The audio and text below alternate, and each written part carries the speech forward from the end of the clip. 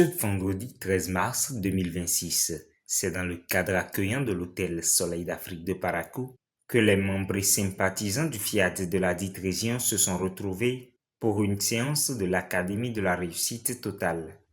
Enfants du Bénin debout. Je m'engage à être si fort que rien ne peut perturber ma paix intérieure.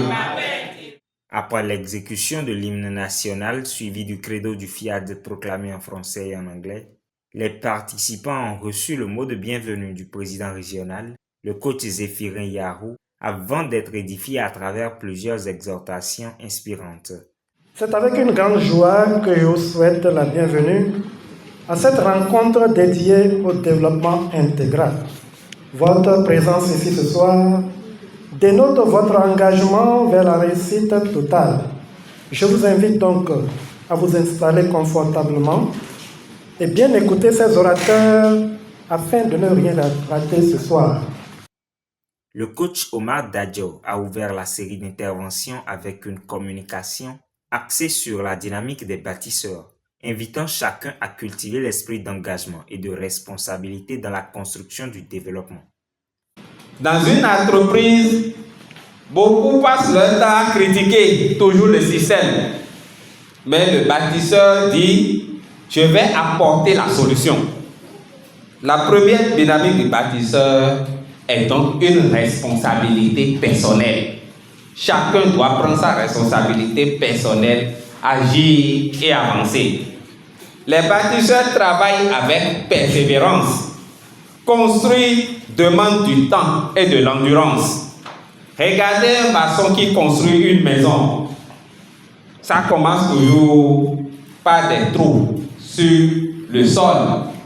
Ensuite, il y a la fondation et il commence par mettre les briques et la maison apparaît.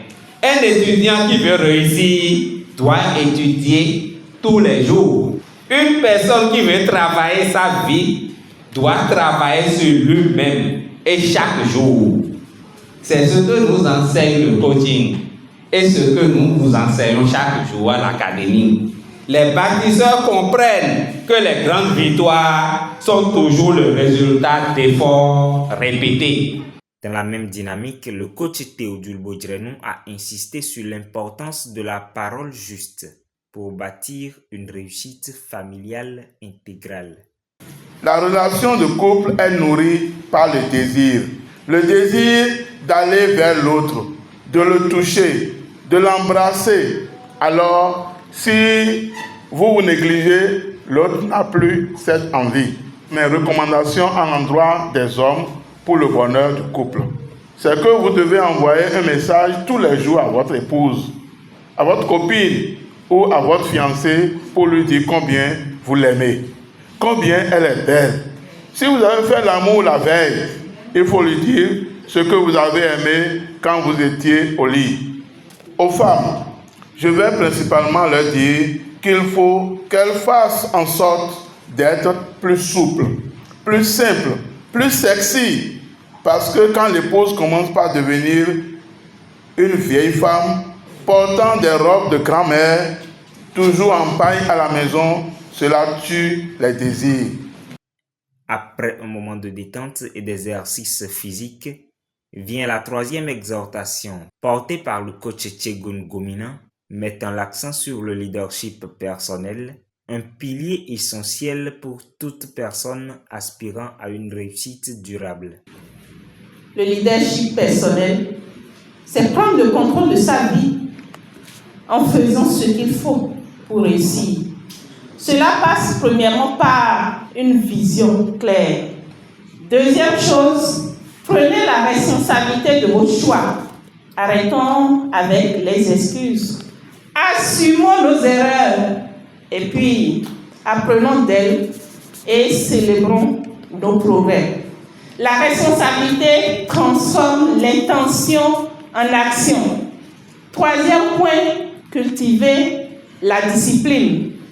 À présent, place à l'appel à contribution conduit par le coach Romuald Assoba, suivi de l'atelier de programmation guidé par le coach Simplice Lokondé. Des séances pratiques visant à renforcer la discipline personnelle et la vision de prospérité des participants. Donner, c'est semer, et toute semence finit par produire une récolte, parfois là où on ne s'y attend pas. Contribuer n'est pas une perte d'argent, c'est un investissement dans sa vie. Je renonce au conditionnement limitant, issu de mes peurs, de mes habitudes passées et de mes croyances restrictives. Je reconnais pleinement ma nature profonde et mon héritage divin.